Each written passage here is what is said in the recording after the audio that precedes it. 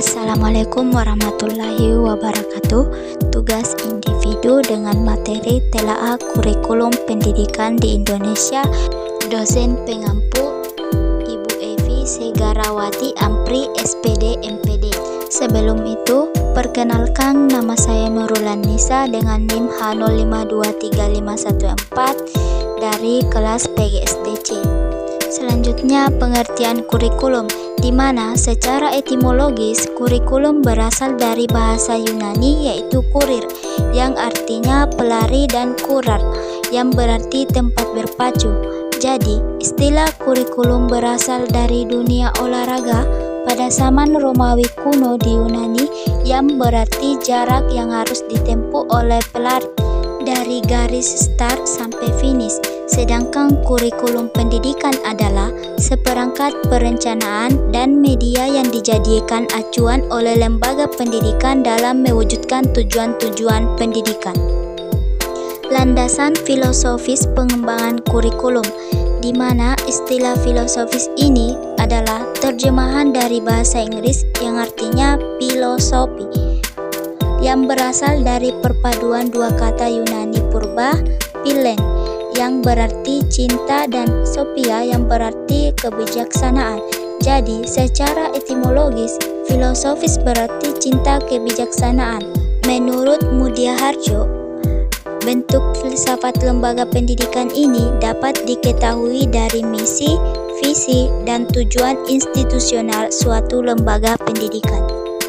Menurut Nasution, bahwa dalam penyusunan dan pengembangan kurikulum tidak terlepas dari aliran-aliran dalam filsafat. Yang pertama yaitu perennialisme, di mana perennialisme ini merupakan suatu aliran dalam pendidikan yang lahir pada abad ke-20. Perennialisme berasal dari kata perennial, yang berarti abadi, kekal, atau selalu. Yang kedua yaitu esensialisme, di mana esensialisme merupakan pendidikan yang didasarkan kepada nilai-nilai kebudayaan yang telah ada sejak awal peradaban umat manusia. Esensialisme juga mempunyai 4 bagian. Yang pertama, universum, di mana universum ini pengetahuan merupakan latar belakang adanya kekuatan segala manifestasi hidup manusia. Yang kedua, sivilisasi, karya yang dihasilkan manusia sebagai akibat hidup masyarakat.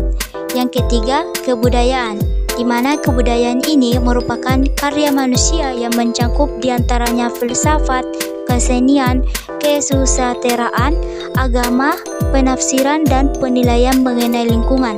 Yang keempat, kepribadian. Dalam kurikulum, hendaklah diusahakan agar faktor-faktor fisik, fisiologi, emosional, dan intelektual sebagai keseluruhan dapat berkembang harmonis dan organis sesuai dengan kemanusiaan ideal. Aliran yang ketiga yaitu progresivisme, di mana progresivisme ini adalah suatu gerakan dan perkumpulan yang didirikan pada tahun 1918. Aliran ini berpendapat bahwa pengetahuan yang benar pada masa kini mungkin tidak benar di masa mendatang. Aliran ini memandang kebudayaan sebagai hasil budi manusia, dikenal sepanjang sejarah sebagai milik manusia yang tidak beku, melainkan selalu berkembang dan berubah. Aliran yang terakhir yaitu rekonstruktivisme. Kata rekonstruktivisme ini merupakan suatu aliran yang berusaha merombak tata susunan lama dan membangun tata susunan hidup kebudayaan yang bercorak modern. Selanjutnya, perkembangan kurikulum di Indonesia, di mana kurikulum merupakan alat untuk mencapai tujuan pendidikan sekaligus sebagai pedoman dalam pelaksanaan pendidikan. Pengembangan kurikulum merupakan suatu hal yang normal sebagai bentuk respon positif konseptual terhadap berbagai dilema dan fenomena berbangsa di tengah perkembangan zaman yang semakin kompleks. Menurut Sujana, pada umumnya struktural kurikulum menyangkut komponen kurikulum. Yang pertama, perubahan dalam tujuan. Yang kedua, perubahan isi dan struktur. Yang ketiga, perubahan strategi kurikulum.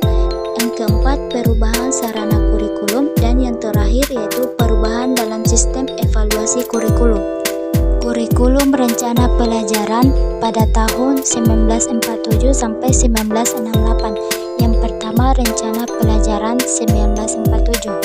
Rencana pelajaran ini baru dilaksanakan sekolah-sekolah pada tahun 1950. Bentuknya meliputi dua pokok, yaitu daftar mata pelajaran dan jam pelajaran.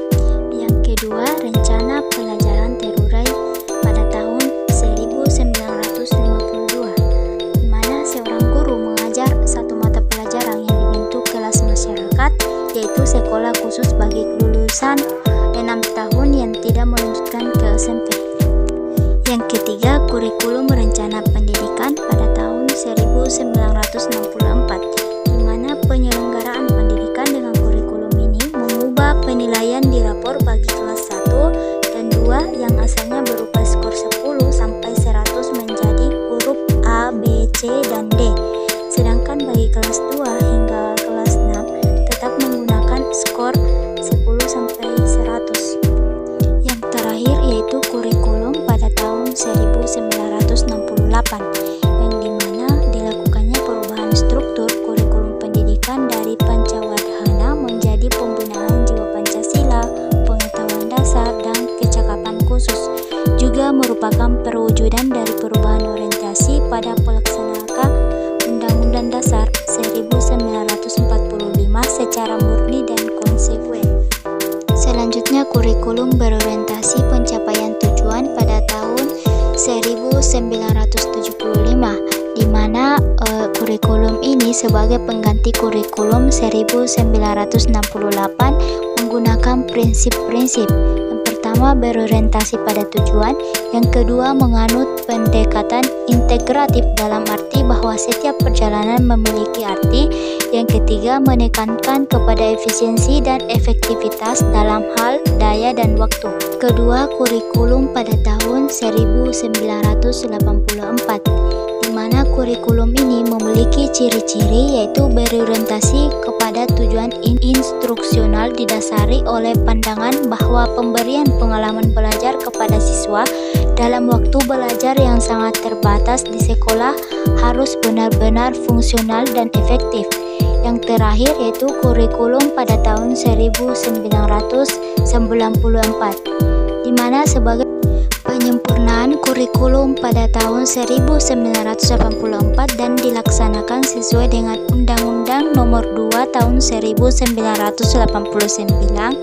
tentang Sistem Pendidikan Nasional.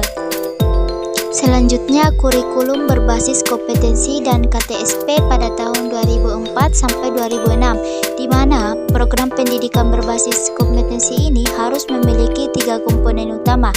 Yang pertama, kompetensi yang tepat dipilih. Yang kedua, indikator evaluasi yang disesuaikan untuk mengukur keberhasilan pencapaian kompetensi dan pengembangan pembelajaran. Secara umum, kompetensi diartikan sebagai pengetahuan, keterampilan, dan nilai-nilai dasar yang direfleksikan dalam kebiasaan berpikir dan bertindak. Sedangkan kurikulum berbasis kompetensi merupakan perangkat rencana dan pengaturan tentang kompetensi dan hasil belajar yang harus dicapai pembelajar, penilaian, kegiatan belajar mengajar, dan pemberdayaan sumber daya pendidikan dalam pengembangan kurikulum sekolah. Beberapa keunggulan kurikulum berbasis kompetensi dibandingkan kurikulum pada tahun 1994. Yang pertama, silabus ditentukan secara seragam. Yang kedua, jumlah jam pelajaran 40 jam per minggu, 32 jam per minggu, tetapi jumlah mata pelajaran belum bisa dikurangi. Yang ketiga, metode pembelajaran keterampilan, proses dengan melahirkan metode pembelajaran pakem dan kontrol. Yang keempat, sistem penilaian lebih menitik beratkan pada aspek kognitif, penilaian memadukan keseimbangan kognitif, psikomotorik, dan efektif dengan menekankan penilaian berbasis kelas. Kemudian, kurikulum tingkat satuan pendidikan atau KTSP, di mana KTSP merupakan bagian yang tidak terpisahkan dari standar isi, namun pengembangannya diserahkan kepada sekolah agar sesuai dengan kebutuhan sekolah itu sendiri. Standar isi merupakan pedoman untuk pengembangan kurikulum. Standar isi juga merupakan pedoman untuk pengembangan kurikulum tingkat tingkat satuan pendidikan yang memuat kerangka dasar dan struktur kurikulum, beban belajar, kurikulum tingkat satuan pendidikan yang dikembangkan di tingkat satuan pendidikan, dan kalender pendidikan. Secara garis besar, KTSP memiliki beberapa komponen penting. Yang pertama, visi dan misi satuan pendidikan. Yang kedua, tujuan pendidikan satuan pendidikan.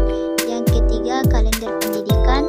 Keempat, struktur muatan KTSP. Dan yang terakhir, silabus.